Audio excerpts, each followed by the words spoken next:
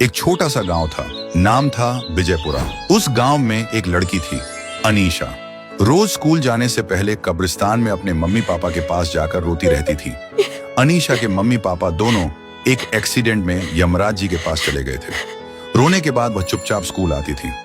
School में अनीशा किसी से भी बात करने जाए तो सब उसे देख के हंसते थे। कोई उससे दोस्ती नहीं करना चाहती थी क्योंकि उसके पास मम्मी पापा नहीं थे। सब उससे देख के दूर भागते थे। अकेले घर में उसे बस एक चीज प्यारी लगती थी, एक पुराना आईना जो उसके मम्मी पापा के कमरे में पड़ा था। उसमें कुछ अजीब सा आकर्षण था। हर बार जब अनीशा उस आईने में देखती है, उसे लगता था जैसे कोई उसे अंदर से देख रहा हो। अगले दिन अनीशा आईने के पास गई और आईने की तरफ देखती रही। तभी वो हैरान रह जाती है। उसमें उसका चेहरा नहीं बल्कि एक खूबसूरत जगह दिख रही थी जहां मम्मी पापा उसे बुला रहे थे। अनीशा डर गई, लेकिन फिर आवाज आई, अनीशा आ जाओ, यहाँ कोई दर्द नहीं है। जैसे ही उसने आईने को छुआ, वो उसमें खींचती चली गई। अब वो एक जादुई दुनिया में थी। नीला आसमान, तितलियां और चारों तरफ हरियाली पेड़। अनीशा सामने देखा एक जगह जहां से उनके मम्मी उसको बुला रही थी। वो आगे गया और देखा उसकी मम्मी पापा खड़ा हुआ था। अनीशा उनके मम्मी पापा के पास गई और जोर से रोने लगी। मम्मी ने कहा, अब कभी अकेली नहीं रहोगी बेटा, हम यहीं हैं तुम्हारे साथ। अनीशा खुश थी। वो दिन अनीशा ने बहुत हंसी खुशी में बिताया, लेकिन धीरे धीरे उसने देखा उस जगह पर कोई और भी लोग थे, ना हंसते हुए ना चलते हुए। ऐसा लगता था कोई जिंदा जैसा नहीं है।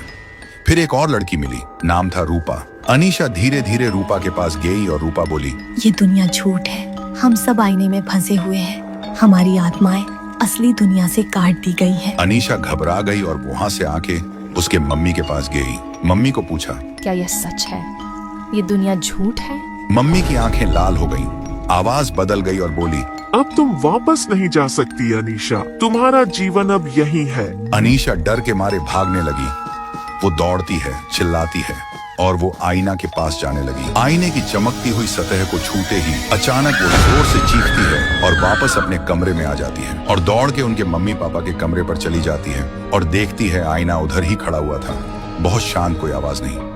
अनीशा हैरान हो गई। तभी बाहर से आवाज आई, अनीशा बेटा तुम ठीक तो हो ना? तभी दौड़ते हुए उनके मम्मी पापा आ जाती हैं। अनीशा रोने लगी और बोलने लगी, आप दोनों चले गए थे आईने में, मैं अकेली थी। मम्मी हैरान होके बोलती हैं, अरे नहीं बेटा, हम तो यहीं हैं। तुमने बुरा सपना देखा होगा। अनीशा फिर से उस आईने के पास गई और आईने पर देखती रही। असल में अनीशा एक बुरे सपना देखी थी जहां पर उनके मम्मी पापा गुजर गए थे।